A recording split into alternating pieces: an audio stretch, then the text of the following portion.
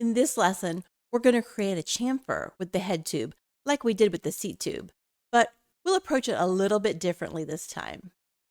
Rather than extruding, we're going to manipulate the cylinder's upper loops. You'll see why wireframe and edge face display modes are the best tools for manipulating subobjects. Open the fourth data file in this project. Let's hide everything except the head tube.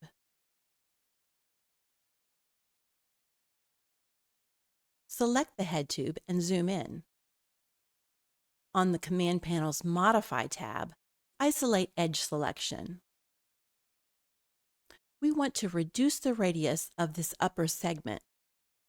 First, use a Wide Area Selection to include the top two edge loops.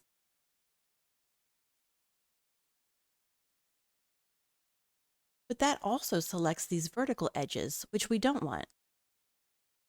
So we'll press Alt and then drag a thin rectangle across to deselect. That should do it. Now let's inspect using Wireframe View.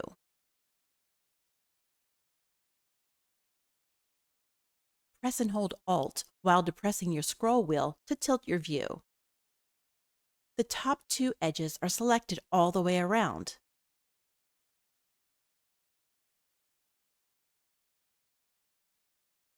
Next, hit R to scale this upper segment. Remember to place your cursor at the center of the scaling widget and sort of pull out from the center.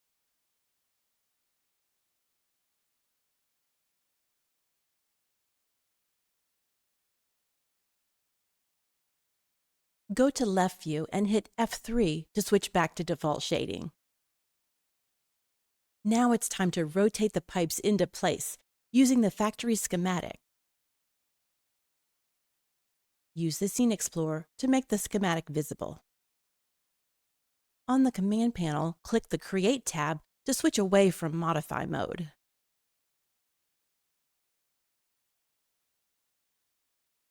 Select the head tube and position the bottom of the head tube as shown in the video.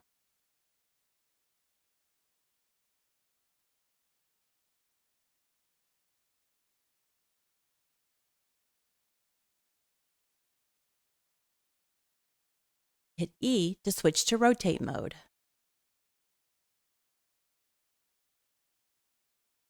Then enable the Angle Snap toggle using this button or shortcut A. You'll press and hold the outer circle and move your cursor in the direction of the upper arrow to align the head tube. Place the other pipes into position, keeping in mind that the pivot point is at the bottom of each cylinder.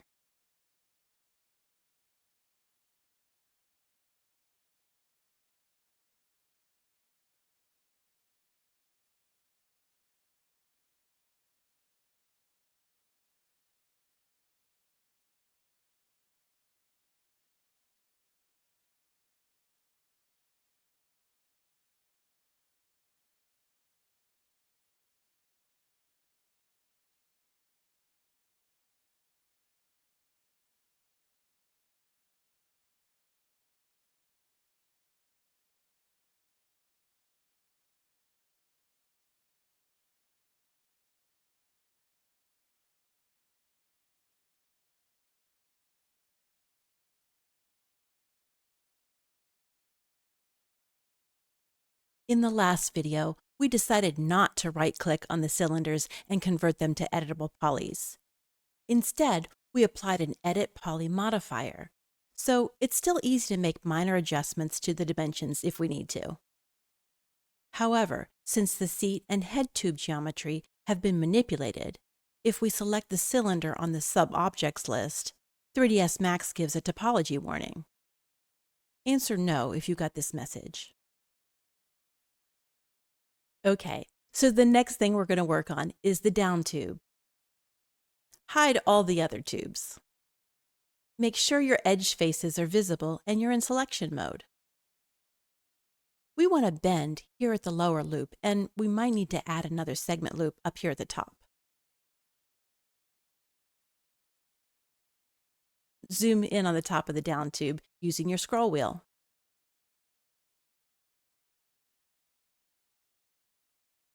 On the Modify tab, scroll to the Edit Edges rollout to the Connect Setting button, which opens a dialog and gives you a few more options.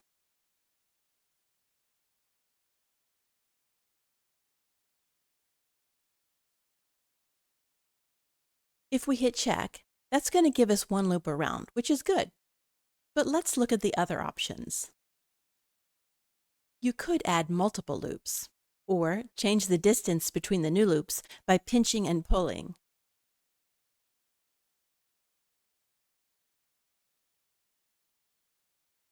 You can even offset where they fall.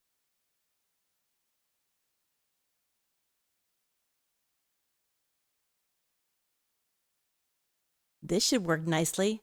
Go ahead and hit the check button. Now we can easily bend this tube. We're going to try a couple of different things.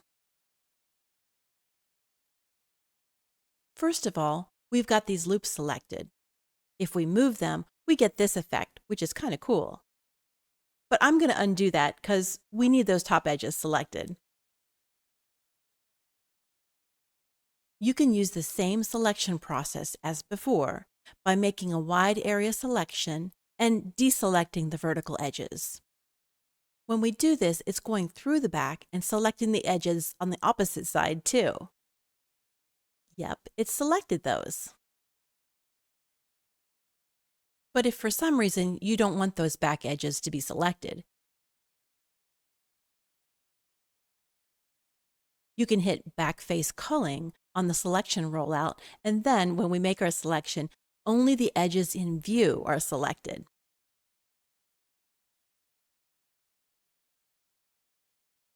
Let's turn off Backface Culling for now and reselect those edges.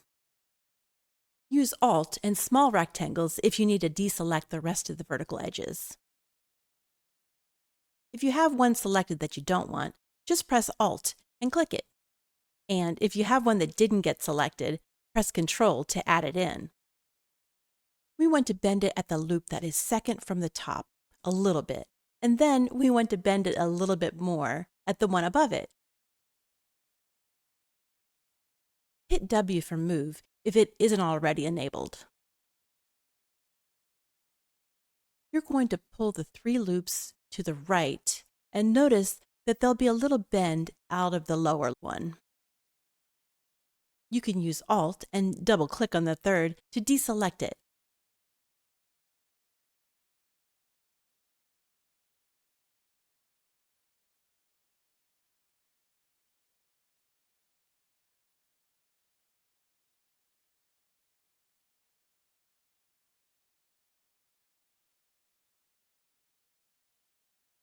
Now, with the top 2 loops selected, hit E and rotate them both as shown in the video.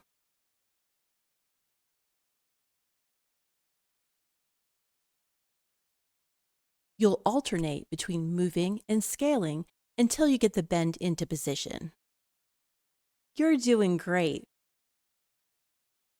Now we're ready to bend the lower segment. This time, select the cap polygon and move it. You'll need to cant your view and then switch back to the left point of view. You'll move the cap poly first and then rotate it.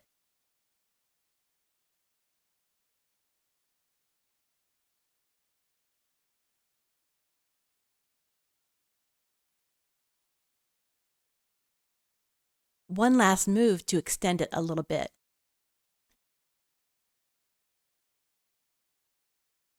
And in a canted view, scale it down. Go back to left view. I like it, but I don't love it. Switch to the selection mode, isolate edge selection, and double-click on the loop at the top of the segment.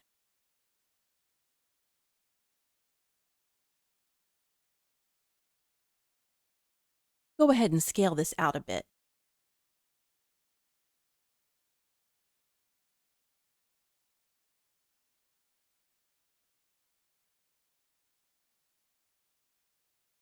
You've made great progress so far.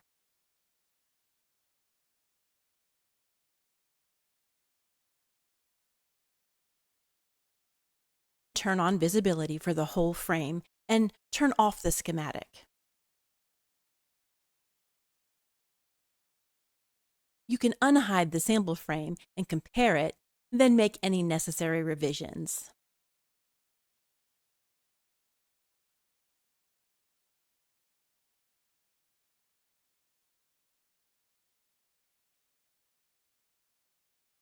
I recommend practicing the art of dissecting a complex object into standard primitives and creating simple sketches, then jotting down real-world dimensions to prepare for 3D modeling. I've made a few mistakes along the way, but in the end, this practice presents a huge understanding of how to model just about anything. Next, we're going to assemble the frame with the rest of its components to finalize our mountain bike model. You're going to love the results.